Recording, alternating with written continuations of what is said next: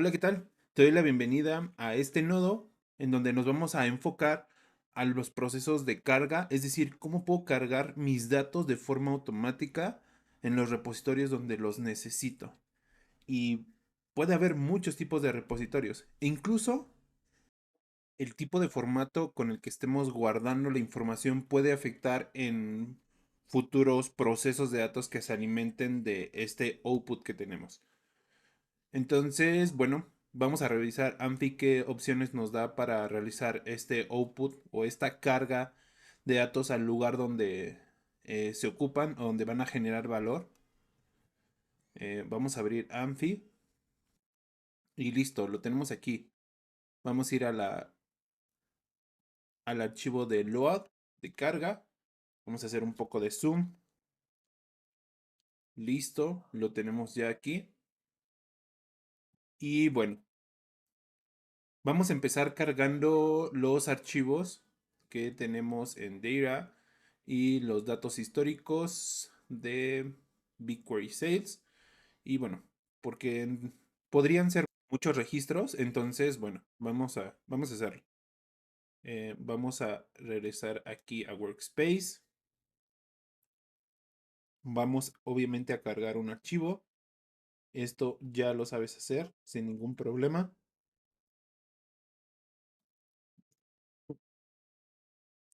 Y bueno, vamos a definir cuál es el archivo que vamos a cargar.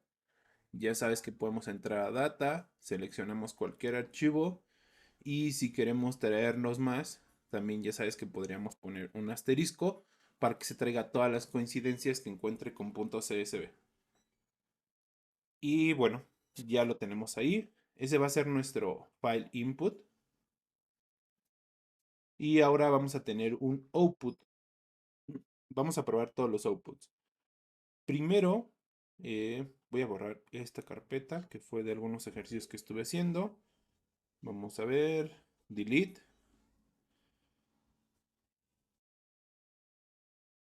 Dice que contiene archivos. A ver, entonces em, voy a eliminarla directamente desde el explorador. Listo. Si doy a actualizar, ya la eliminé. Entonces solo vamos a crearla nuevamente y escribimos output.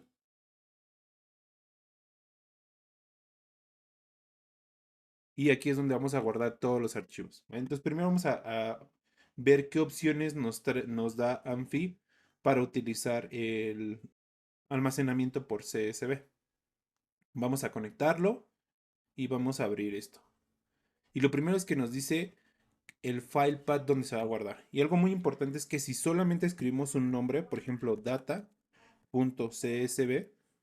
se va a guardar en la raíz, es decir, donde están nuestros archivos. Nosotros queremos que se guarde dentro de output. Entonces, lo vamos a quitar, vamos a poner el buscador, seleccionamos la carpeta de output, damos un slash y ponemos data.csv. De esa manera, vamos a asegurarnos que el archivo se guarde en la carpeta que nosotros queremos. También tenemos que seleccionar un separador. Por ejemplo, podemos poner la coma, semicoma, tabulador space. En este caso, pues vamos a dejar coma automáticamente. Y aquí da una opción para, si no existe el folder, pues lo pueda crear, ¿no? No lo vamos a poner porque nosotros sí hemos creado el folder. Y vamos a ocupar la opción que dice cómo va a ser el método de escritura. Y bueno, aquí hay algo importante. Por ejemplo, si utilizamos escribir, simplemente va a añadir el archivo. Pero si nosotros quisiéramos, esto lo que haría es que sobreescribiría el archivo si es que ya existe. Si solamente le ponemos exclusive creation, pues no lo sobreescribiría y nos daría un error. Y algo interesante es de que si ya tienes un archivo, simplemente los añadiría al archivo actual. Nosotros vamos a escribir a seleccionar solo escribir. Y bueno, este tipo de aquí es como controlamos los caracteres especiales y cómo tenemos las nuevas líneas. Aquí no vamos a meternos, no vamos a añadir nada más. Le decimos que si queremos que traigan los headers, pero quite el row index. ¿Qué es el row index? Ahorita te voy a mostrar. Si quisieras pasar este reporte directamente a un bucket de S3 lo podrías hacer. De momento lo vamos a hacer en local. Y vamos a ver qué es el index. Yo voy a poner aquí un pequeño browse data. Y está cargando. Justo este es el index, ¿no? El número de fila que tenemos. En este caso, pues no lo queremos guardar, simplemente queremos que se borre. Entonces, por lo tanto, lo dejamos así. Entonces voy a abrir, voy a entrar a output y voy a ejecutar esta extracción. Hasta ahora hemos estado dando clic derecho y hacer browse data para ver el estado que tenemos de nuestro pipeline. Te voy a mostrar ahora cómo podemos ejecutar un flujo completo. Es decir, si nosotros damos play aquí, simplemente se va a ejecutar todas las dependencias anteriores que se tienen para que se pueda completar este elemento. Entonces vamos a darle play aquí. Y bueno, listo, se está ejecutando. Y ya nos ha creado el archivo, está terminando y nos dice que la ejecución ha sido exitosa. Y bueno, como podemos darnos cuenta, tenemos un archivo CSV que pesa 87.9 megabytes. Y listo, está muy bien. Esta es una forma en la que lo podemos hacer. Pero, ¿qué otros formatos tenemos? Vamos a ver que también podremos ocupar, por ejemplo, el formato en JSON. Entonces, conectamos y aquí es donde te das cuenta que de un solo elemento podemos sacar o derivar hacia otros elementos. Por ejemplo, aquí ya tenemos dos diferentes, ¿no? O diferentes componentes conectados. Y vamos a hacer exactamente lo mismo. Voy a copiar esto de aquí. Voy a añadir esto de aquí. Y le voy a poner que esto es un JSON. JSON. Y bueno, aquí podemos cambiar la orientación dependiendo de cómo tú lo quieras añadir. Yo simplemente lo voy a dejar así. ¿Qué otras opciones tenemos? Es crear el folder si existe, pero bueno, vamos a dejarlo así. Y como te explicaba hace un momento, podemos simplemente agregar play y lo único que se ejecutaría sería esta línea de dependencia. Entonces ejecutamos y listo. Entonces actualizamos y si te puedes dar cuenta, el archivo de data.csv se ejecutó hace 6 segundos y el nuevo es, digamos que la nueva ejecución pues está como actual, ¿no? Y aquí es donde empezamos a ver algunas cuestiones. Te puedes dar cuenta que, por ejemplo, exportar un archivo como CSV actualmente pesa 87.9 megabytes, pero ejecutarlo como JSON pesó 180.6 megabytes. Es decir, que tenemos un archivo más pesado que tenemos que leer y que nuestro programa va a tender a tardar más en ejecutar la extracción o nuestros programas posteriores para leer este archivo. Bueno, vamos ahora a tratar con un Excel. Vamos a conectar el Excel.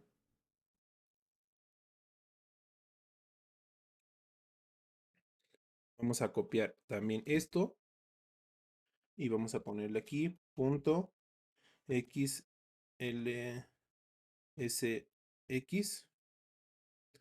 que es el formato, y nos dice que en qué worksheet lo queremos guardar. Pues le decimos que en la que está por default, worksheet 1. Y aquí nos dice como qué otra cosa podemos hacer. Vamos a poner que simplemente vamos a hacer en modo escribir. Y podemos utilizar XSX Writer, que es el motor, y el OpenPy XL. ¿Va? Entonces dice que dependiendo del formato, pues podríamos ocupar alguno de los motores, ¿no? Entonces, por ejemplo, para Open Document es mejor utilizar PyXLSV. En general, pues bueno, nosotros vamos a ocupar este que ya tenemos por defecto. Y vamos a ejecutar. Y bueno, ya nos dio un error y vamos a ver por qué. Y bueno, aquí justamente acaba de pasar algo. Hemos excedido el número de filas que puede procesar o que se pueden guardar y tenemos como máximo 1.048.000 líneas y nosotros tenemos 1.050.000. Entonces no hemos podido guardar el archivo. Aquí ya tenemos algún problema.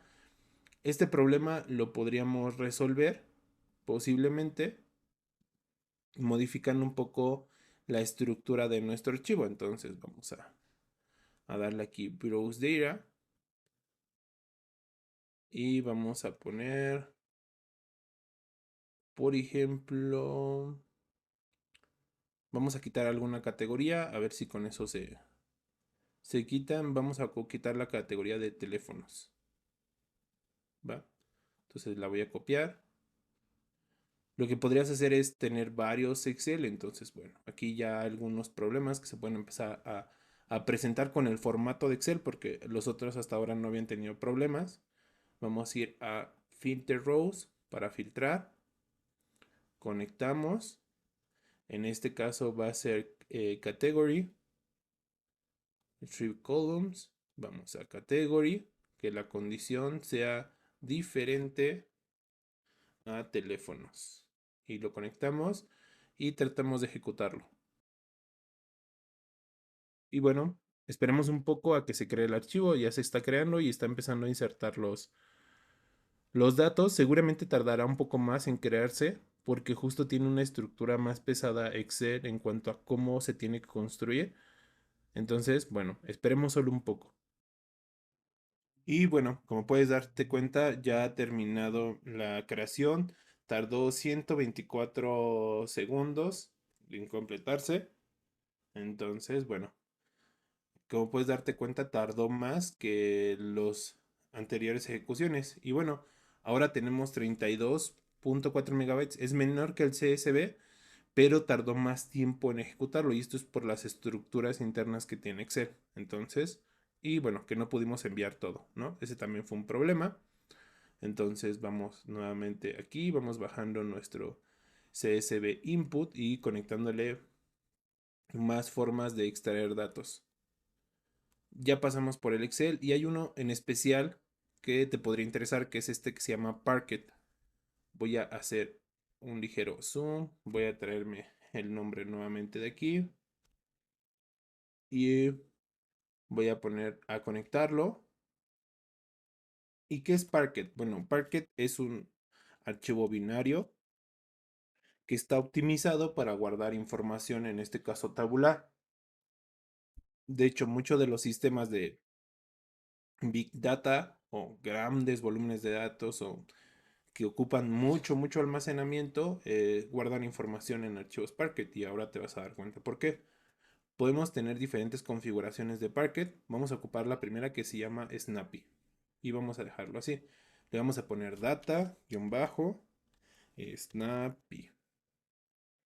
y simplemente lo vamos a dejar así y punto Parquet y vamos a ejecutar este flujo. Y ya empezó a ejecutarse y bueno, fue muy rápido. Si actualizamos, vamos a darnos cuenta que tan solo pesó 13.8 megabytes y fue muy rápido en crearse. Vamos a poner las otras opciones de Parquet. Vamos a traernos esto aquí. Voy a copiarme el nombre. Vamos a ir a la configuración.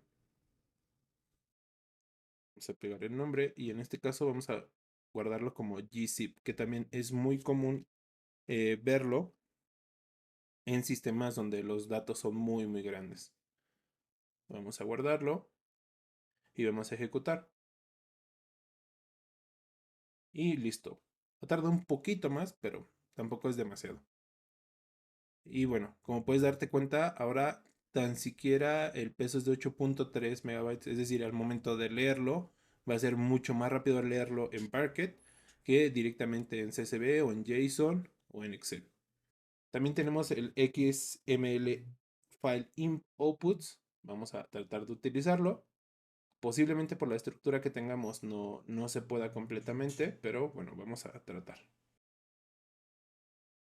Vamos a conectar. Vamos a nuevamente traer este de aquí. Y recuerda siempre poner la extensión, el nombre del archivo con su extensión. En este caso XML. Vamos a ir a configuración. Aquí no vamos a hacerle más que nada. Y vamos a ejecutarlo. Y bueno, aquí ya nos da un error que nos dice invalid tag name. Y bueno, vamos a ver un poquito sobre el error. Invalid tag name. Bueno, vamos a cerrarlo, que nos los da con quantity order. Solamente por quitar esta parte de aquí voy a tratar de modificar el nombre. Bueno, vamos a ver. Vamos a hacer un browse data para recordar cuáles son las columnas y si es el inicio. Sí, bueno, posiblemente sea porque no debería de traer espacios. Vamos a intentar eso. Vamos a poner esto aquí y vamos a hacer una transformación. Recuerda que tenemos el elemento para renombrar columnas. Entonces lo vamos a hacer. Listo.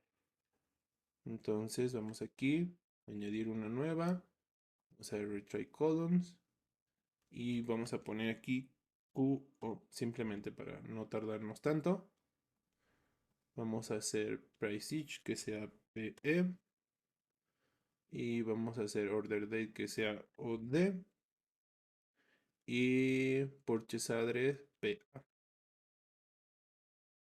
Y vamos a hacerle OK. Sí, OK. Y vamos a tratarlo de ejecutar. Y listo, parece que no, no va a salir error como hace un momento. Esperemos un poco. Y bueno, ya terminó de ejecutarse. Vamos a actualizar aquí. Y bueno, como puedes darte cuenta, actualmente este es el archivo que ha consumido más almacenamiento para guardarse en formato menos eficiente. En casi todos tenemos la misma cantidad de registros, menos en Excel, porque no se podía, estábamos superando la cantidad de líneas. Pero es el que menos, el que más espacio obviamente ha ocupado para guardar. Entonces es el que menos optimización a la hora de leer los archivos tiene. Entonces vamos a venir aquí. Tenemos también el soporte para Google Sheets, es decir, subirlo directamente a un Google Sheets. No lo vamos a hacer ahora, pero vamos a pasarnos ahora a una que es nuestra base de datos. Va. Y vamos a intentar guardarlo en nuestra base de datos. Algo muy importante, si recuerdas, es que necesitamos una conexión. Y bueno, seguramente me dirás, oye, siempre tengo que estar generando esas conexiones. No, no es necesario. Puedes crear un archivo aquí que se llame new file y que se llame .env, y dentro de este archivo rename, vamos a ir aquí a workspace, new file, y vamos a llamarlo .env. Ok, no nos los deja crear. Rename .env. Ok, aquí hay un pequeño error que voy a informar sobre esto, pero básicamente tendremos que poder tener un archivo .env porque aquí podemos cargar nuestras variables. Y esto es básicamente aquí dice, selecciona un archivo .env y lo podemos utilizar. Pero bueno, esto de seguro debe ser algún error y no te preocupes, se puede solucionar fácilmente. Aunque, bueno, en este caso tocaría hacer el archivo manualmente, ¿no? Entonces vamos a poner aquí delete. Y básicamente podrías cargar tus credenciales de ese archivo. En este caso no lo vamos a hacer y vamos a ocupar un MySQL input, pero vamos a configurar directamente aquí las credenciales. Tenemos el localhost en el puerto 3306, el database name es mydb, el username es root y también el password es root. Y si yo hablo aquí como table name y hago retry para que consulte la información de esa base de datos y nos diga qué tablas tenemos actualmente, pues tenemos sales, store description y store. Vamos a poner una que se llame data.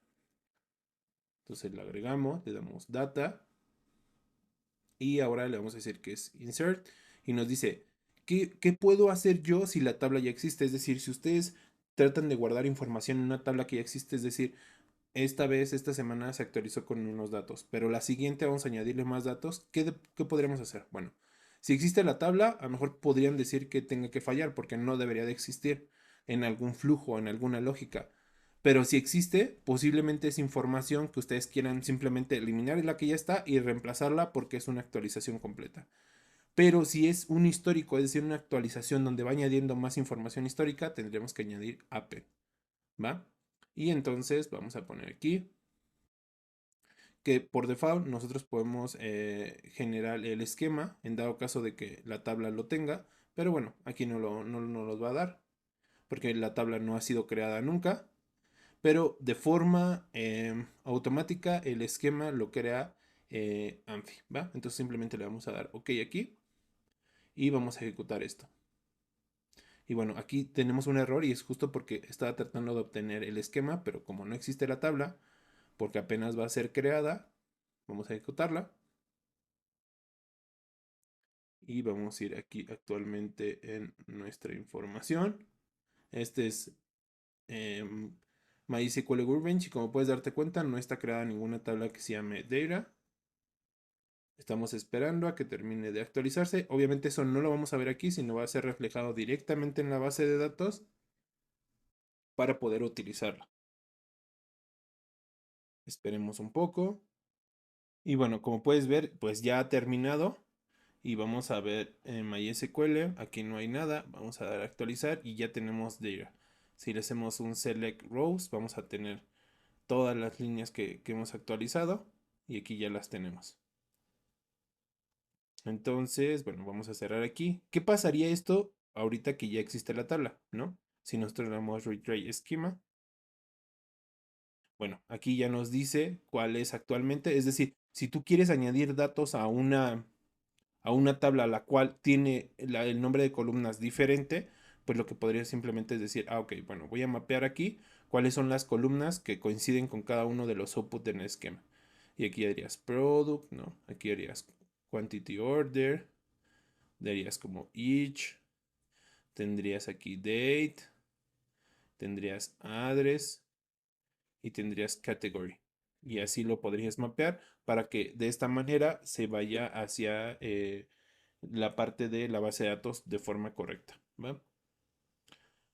Y bueno, esas son todas las funcionalidades que nos ofrece. Bueno, eso es a diferentes bases de datos, ¿no? Lo vamos a ocupar incluso a un S3 File Output. ¿Qué recomendaciones te podría dar yo? ¿Y en qué momento podrías decir, ok, ya he visto que los archivos funcionan de manera diferente cómo se almacenan los datos y puede pesar más o no? ¿Ok? Entonces, vamos, te voy a dar unas recomendaciones. Si lo que buscas es que el output de tu pipeline sea un reporte que vas a enviar por correo, bueno, pues lo que entonces tocaría es sacarlo por Excel, ¿no? A lo mejor necesitas una base en específico que se guarde en Excel. Eso podría ser.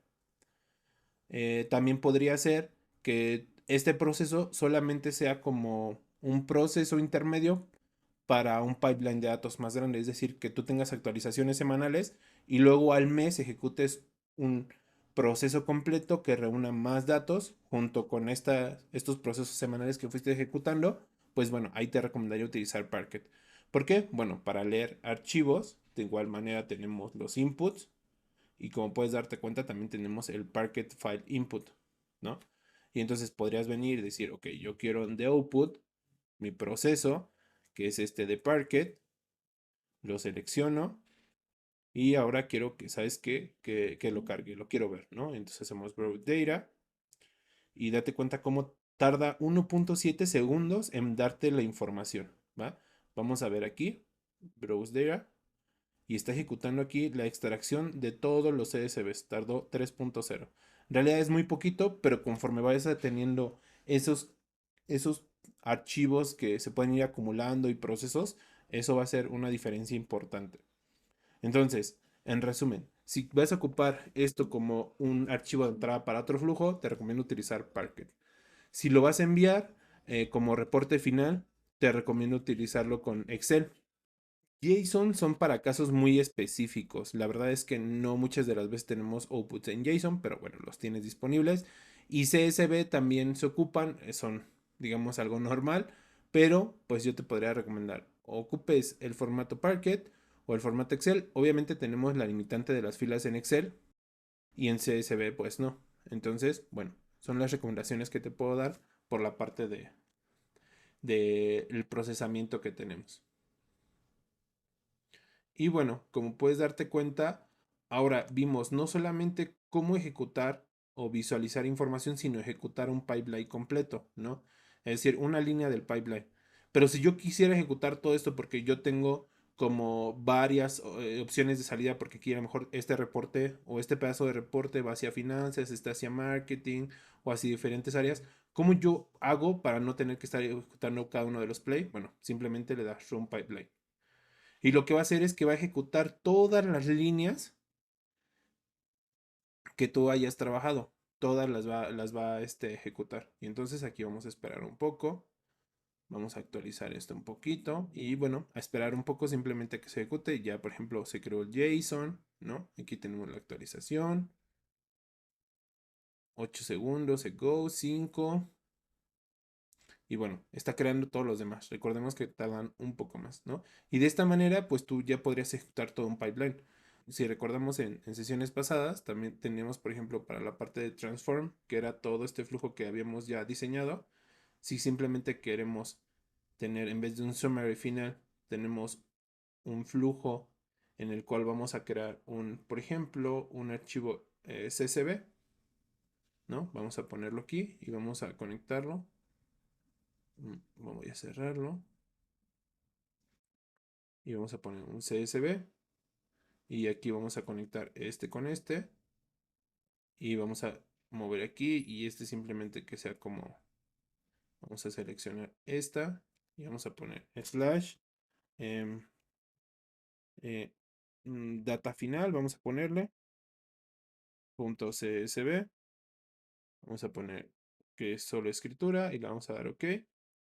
Y entonces recuerdas que para la parte de transfer pues teníamos muchos procesos, ¿no? Aquí por ejemplo tuvimos que primero seleccionábamos una columna, la renombrábamos, hacíamos un select y hemos visto solamente la parte de dar clic derecho y hacer un browse data para validar. E incluso en la sesión pasada vimos que no era necesario que se ejecute todo, ¿no? O sea, nosotros teníamos un proceso aquí, pero nos regresamos y ejecutamos el browse data aquí y hasta aquí se quedó la ejecución. Y esto sirve mucho para que nosotros podamos empezar a explorar en qué momento a lo mejor se rompió nuestro flujo, en qué momento podemos empezar a tener un error. Eso es muy importante, ¿no? Pero bueno, en general, pues todo lo vamos teniendo aquí. Y nuestro flujo de trabajo, pues podría simplemente terminar en un archivo CSV. Y simplemente le podríamos poner run pipeline y con eso se terminaría de empezar a ejecutar todo el procesamiento, ¿no? Aquí vamos a ver, vamos a regresar a output. Vamos a actualizar. Y bueno, está trabajando en terminar de ejecutar todas las extracciones. Vamos a esperar a que termine de ejecutarse y terminamos por ejecutar este flujo final. Y bueno, ya terminó de ejecutar. Voy a cerrar esto y esto. Y simplemente vamos a volver aquí y a darle Browse Data. Y aquí tenemos toda la ejecución. Recordemos que tenemos que vamos a sacar esto en este formato. Los valores y vamos a ejecutar este pipeline completo. Entonces ya lo tenemos, actualizamos aquí y quedamos que este archivo se llamaba data final y estaba dentro de una carpeta que le puse data. Entonces no está aquí, está acá y aquí está, debería ser data final, aquí lo tenemos. Open with CSV Big One. Y bueno, aquí ya lo tenemos. Entonces, algo interesante sobre Amphi es lo siguiente. Como te comentaba al inicio de este curso, Amphi está basado en Python. Entonces, aquí viene una opción que dice Python Export to Pinecode y vamos a seleccionarla. Y bueno, aquí como puedes darte cuenta está todo el código de Python que fue escrito automáticamente por Amphi para resolver todas las necesidades que nosotros le añadimos. Es decir, recuerdas que tuvimos una función que esta, de hecho, nosotros la escribimos, en donde decíamos que dependiendo de la ciudad íbamos a cambiar el nombre de la ciudad. Por ejemplo, si era Nueva York, vamos a cambiar a New York City. Y si era Los Ángeles con la A con acento y vamos a cambiar a Los Ángeles, bueno, aquí está escrito. También cómo leímos los archivos, aquí se encuentra. Cómo renombramos las columnas, también se encuentra. Cómo filtramos la información solo de monitores, aquí está. Cómo dividimos una columna que era de Purchase Address y con esto pues nos creó algunas columnas nuevas. Cómo eliminamos, por ejemplo, la columna de Purchase Address. Luego, cómo solo seleccionamos Quantity Order, Price Each, Order Date, Purchase. Luego, como por ejemplo calculamos las ventas, y aquí tenemos la fórmula que nosotros pusimos, que era row, quantity order por row, price each. Con esto creamos una nueva columna. Luego aquí vimos cómo le aplicamos algunas estructuras de limpieza que ya tiene por default, que en este caso era quitar los espacios al inicio y al final. Cómo cargamos el otro archivo de regiones y en ese archivo le aplicamos la primera función lambda, o bueno, la primera función de condicional que habíamos visto, que era New York City, if row, ciudad, New York, else y ciudad. Y bueno, aquí hicimos un join de entre las dos bases, ¿no? Utilizando la ciudad y el purchase address 1 y luego hicimos un group by y simplemente luego hicimos un pivot para poner la tabla en formato de white y luego la volvimos a poner long utilizando aquí algunas funcionalidades. Cambiamos el tipo de dato a datetime si recuerdas. Seleccionamos alguna locación para que se formateara como nosotros lo necesitábamos y al final esta función que es la que lleva los archivos a la ubicación final. Entonces, seguramente te darás cuenta que puede que sea mucho código, pero va siguiendo la lógica que tú escribiste en cuanto a los elementos que fuiste arrastrando. Entonces es por eso que Amphi puede tener esta primera ventana a que puedas empezar a ejecutar código en Python porque puedes empezar a ver cuáles son esas funcionalidades.